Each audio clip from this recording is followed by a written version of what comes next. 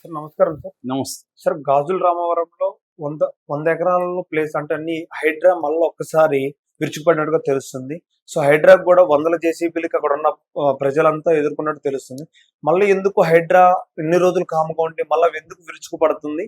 అవి అంటే గవర్నమెంట్ ప్లేసా? లేకపోతే ఆక్రమించుకున్నయి? ఏ విధంగా చూడొచ్చు సార్? మళ్ళీ హైడ్రా ఒక్కసారిగా వార్తల్లోకొచ్చింది. ఈ మధ్య కాలంలో కొద్దిగా సైలెంట్‌గా ఉంది హైడ్రా. ఆ మధ్య కూడా వరదలప్పుడు హైడ్రా చేపట్టిన అక్కడేమో మ్యాన్‌హోల్‌లో ఇద్దరు పిల్లలు మిస్ అయిపోయారు. దానివల్ల కూడా హైడ్రాకి చెడ్డ పేరొచ్చింది. అది ఫస్ట్ జీహెచ్ఎంసీ అనుకున్నారు. కానీ జీహెచ్ఎంసీ క్లారిఫై చేసింది. ఈ మ్యాన్‌హోల్ ఇవన్నీ మేము చేయట్లేదు హైడ్రా అని.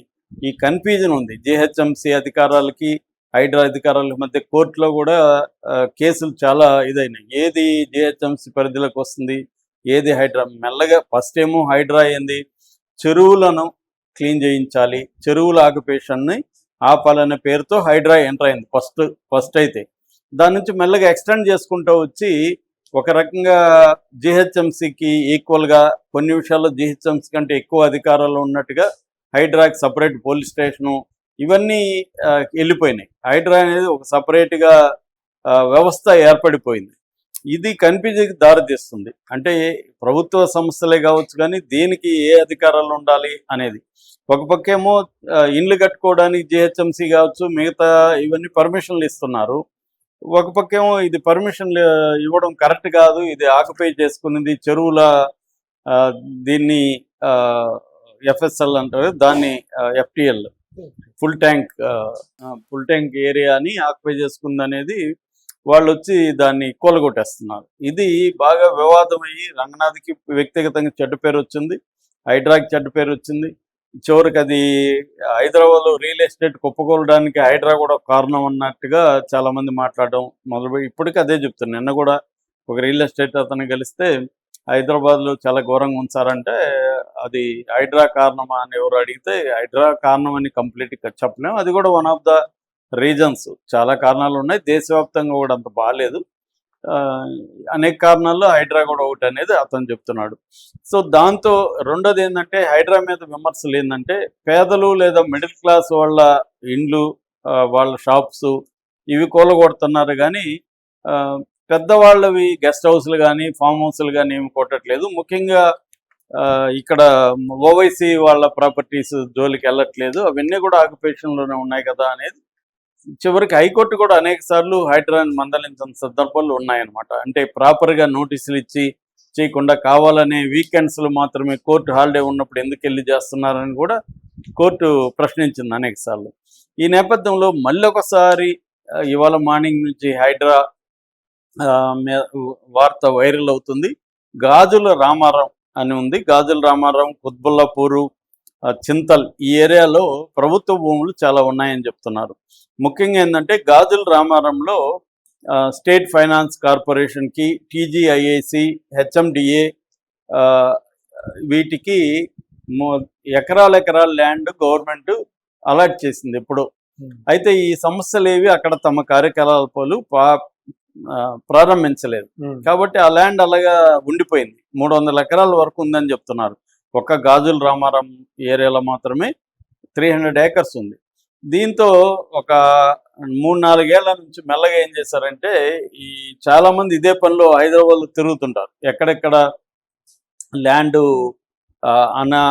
గవర్నమెంట్ ల్యాండ్స్ ఉన్నాయి, ఎక్కడెక్కడ వీక్ ఓనర్స్ ఉన్నారు, దీన్ని ఎలా ఆక్యుపై చేసుకోవాలి, ఇవే ఉంటారు. కొంతమంది అడుగుతుంటారు కూడా, మీ ఏరియాలో ఏమన్నా ఉన్నాయి సార్ ఇలాగా అని మనల్ని కలిసినప్పుడు కూడా ఈ రియల్ ఎస్టేట్ బ్యాచ్ అడుగుతారు. ఎందుకంటే మా ఇన్ఫర్మేషన్ తీసుకొని వాళ్ళు ఏం చేస్తారంటే మొత్తం డీటెయిల్ కలెక్ట్ చేస్తారు. ఈ ఓనర్స్, ఈ వీకే ఓనర్స్ ఎవరున్నారు అది ఇది. అట్లాగే గవర్నమెంట్ ల్యాండ్ కూడా ఉంటే దీన్ని ఆక్యుపై చేసుకోవడం మొదలు పెడతారు. అట్లా 103 ఎకరాల్ని 103 ఎకరాల్ని ఇక్కడ ఆక్యుపై చేసుకొని ఏం చేశారంటే ఈ ఏరియాలో కొంతమంది చిన్న చిన్న వాళ్ళు, లోవర్ మిడిల్ క్లాసు, వీళ్ళు రకరకాల పనులు చేసుకునే వాళ్ళు ఉంటారు కదా, వీళ్ళని టార్గెట్గా చేసుకొని ఒక 60-70 గజాల్లో సింగిల్ బెడ్రూమ్ ఇండ్లు నిర్మించడం, సింగిల్ బెడ్రూమ్ ప్లాట్స్. వాళ్ళైతే కొనగలరు. అదెంత 10 లక్షలు 20 లక్షలకి ప్లాట్ వచ్చేస్తుంది, 10-15 లక్షలకి ప్లాట్ వచ్చేస్తుంది. కాబట్టి లోవర్ మిడిల్ క్లాసు చిన్న చిన్న పనులు చేసుకునే వాళ్ళు దే కెన్ అఫోర్డ్ అనమాట. అట్లా చేసి ఇచ్చేస్తాడు. అట్లా 103 ఎకరాలు చేసి వీళ్ళు అనేక ఇండ్లు కట్టి ఇచ్చేశారు. ఇది ఈ వాల్యూ తీసుకుంటే ఇక్కడ ఒక ఎకరా 40-50 కోట్లు చేస్తుంది ఎకరా. అట్లా 50 కోట్లు వేసుకున్నా ఈ మొత్తంగా 4,500 కోట్ల విలువైన భూములు అని చెప్తున్నారు. ఇప్పటివరకు కట్టిన ఇవన్నీ కలిపితే 4,500 కోట్ల విలువైంది ప్రాపర్టీ. ఈ ప్రాపర్టీని వీళ్ళు కబ్జా చేసుకున్నారు. ఈ విషయం మీద ఎవరో కంప్లైంట్ ఇచ్చారు హైడ్రాకి. కంప్లైంట్ ఇచ్చేసరికి వీళ్ళు వెళ్ళి ఆ ఇండ్లను కూలగొట్టడం మొదలుపెట్టారు. ఇది గవర్నమెంట్ భూమి. ఇప్పుడు మామూలుగా ఫస్ట్ హైడ్రా పని ఏంటి, చెరువుల్ని చేయాలని. చెరువులు పక్కన పెట్టి ఇట్లా గవర్నమెంట్ భూముల్లో ఆక్యుపై చేసుకున్న వాళ్ళని కొట్టేయడం థియరిటికల్గా కరెక్టే కావచ్చు, కానీ ఇదంతా పేదల ఇండ్లు. ఇవన్నీ కూడా పేదలు, లోవర్ మిడిల్ క్లాస్ వీళ్ళ ఇండ్లు తప్ప ఇవి రిచ్ కాదు. అమ్మిన వాళ్ళు ఏమో బాగున్నారు. మరి వీళ్ళకి ఎవరు పర్మిషన్ ఇచ్చారు? పవర్ ఎట్లా వచ్చింది? రోడ్లు ఎట్లా వచ్చాయి? తాగునీట్లు ఎట్లా వచ్చింది? ఈ పర్మిషన్లు అంతా గవర్నమెంట్ ఏజెన్సీసే కదా ఇస్తాయి. అవన్నీ పర్మిషన్లు ఇచ్చి వీళ్ళు కట్టించి పేదలు ఆ ఇళ్లలో ఉంటే వీళ్ళు వెళ్ళి ఇప్పుడు కూలగొట్టేస్తే సడన్గా వాళ్ళు ఏం చేయాలనేది వాళ్ళ చర్చ. వీళ్ళకి అమ్మిన వాళ్ళు ఏమో మంచిగా కార్లలో తిరుగుతూ వాళ్ళు బ్రహ్మాండమైన ప్లాట్లు కొనుక్కు వాళ్ళు బాగానే ఉన్నారు. పోనీ వీళ్ళ పాపం వీళ్ళకి అవన్నీ ఏం తెలుసు, అది ప్రభుత్వ భూమే కాదనేది వాళ్ళకి తెలిసే పరిస్థితి లేదు. ఏదో 10 లక్షలకి ఇల్లు వస్తుంది సింగిల్ బెడ్రూమ్. నిజానికి కేసీఆర్ ప్రభుత్వం డబుల్ బెడ్రూమ్ ఇస్తానంది పేదలకి, అదేమీ జరగలేదు. ఈ ప్రభుత్వంలో కూడా జరగలేదు. కాబట్టి ఇలాంటివి వచ్చినప్పుడు వాళ్ళు ఎంతో కష్టపడి కూడబెట్టుకుంటారు. ఆ 10-20 లక్షలు కూడా వాళ్ళకి చాలా బర్డన్సమ్.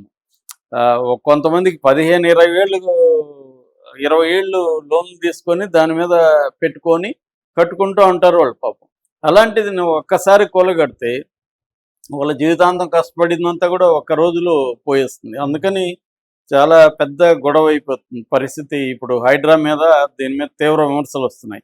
అదంతా ప్రభుత్వ భూమే కావచ్చు, ఆక్యుపై చేసి ఉండొచ్చు, కానీ ఆక్యుపై చేసిన వాళ్ళని ఏమనకుండా దాంట్లో కొన్నోళ్ళని చేయడం అనేది కరెక్ట్ కాదు. కాకపోతే ఏంటంటే రంగనాథ్ ఆర్గ్యుమెంట్ మేము అనేకసార్లు చెప్తూనే ఉన్నాం, మీరు ప్రభుత్వ భూములా కాదని చూసుకోనండి, మీరు కొన్నాక మేము వచ్చి కూల్చేస్తామని చెప్తూనే ఉన్నారు.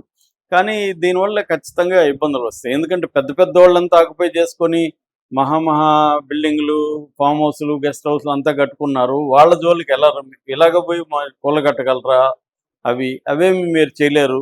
కేవలం పేదవాళ్ళకి మాత్రం ఈ లాజిక్ వస్తుందా అనేది వీళ్ళు చెప్తున్నారు. దీనివల్ల రేవంత్ రెడ్డి ప్రభుత్వానికి కూడా వచ్చిన నెగిటివ్ దాంట్లో హైడ్రా కూడా ఒకటి అనేది ఎక్కువ మంది చెప్తున్నారు. నిజానికి హైడ్రా లాంటి మిగతా సిటీస్కి కూడా విస్తరిస్తాను, టౌన్స్కి కూడా అని రేవంత్ రెడ్డి ప్రకటించాడు, కానీ అదేమి అంత పెద్దగా జరగలేదు. ఎందుకంటే హైదరాబాద్లోనే చాలా తీవ్ర వ్యతిరేకత వచ్చింది. మూసీ అండ్ ఈ 2 ప్రాజెక్టుల్లో రేవంత్ రెడ్డికి కొంత సిటీలో వ్యతిరేకత వచ్చింది. ఆల్రెడీ సిటీలో కాంగ్రెస్ వీక్గా ఉంది, ఎందుకంటే బీఆర్ఎస్ బలంగా ఉంటుంది. అందుకని కూడా స్థానిక ఎన్నికలను కూడా పెట్టడానికి ధైర్యం చాలట్లేదు అనేది కూడా ఒక వార్త వినిపిస్తుంది. ఇలాంటి కండిషన్లో ఇప్పుడు ఈ హైడ్రా ఇలా పేదల ఇల్లు కూలగొట్టడం, గతంలో కూడా అనేక చోట్ల పేదల ఇల్లు కూలగొట్టడం, ఒకరిద్దరు ఆత్మహత్యలు చేసుకుపోవడం, ఒక పెద్దవిడ ఆత్మహత్య వైరల్ అయింది అప్పుడు. అలాగా ఇప్పుడు వీళ్ళు కూడా మేము ఆత్మహత్య చేసుకుంటాము అని బెదిరిస్తున్నారు. కానీ హైడ్రా మాత్రం వినట్లేదు. ఆ మొత్తం 300 ఎకరాలని 15,000 కోట్లు అని చెప్తున్నారు. మొత్తం 300 ఎకరాల విలువ. దాన్ని క్లియర్ చేసేసి దాని చుట్టూ కంచి వేసి అది ప్రభుత్వానికి హ్యాండ్అవుట్ చేస్తామని హైడ్రా ప్రకటించిందని చెప్తున్నారు. మరి దీన్ని ప్రభుత్వం ఇంటర్ఫియర్ అయ్యి ఇప్పుడు వీళ్ళ లక్ష కష్టపడి సంపాదించుకున్న డబ్బుతో కొనుక్కున్న ఇండ్లు ఇలా కూలగొట్టేస్తే వాళ్ళ జీవనాధార పరిస్థితి ఏంటి, దానికేమన్నా ప్రభుత్వం ఏర్పాటు చేస్తుందనేది చూడాలి. Thank you.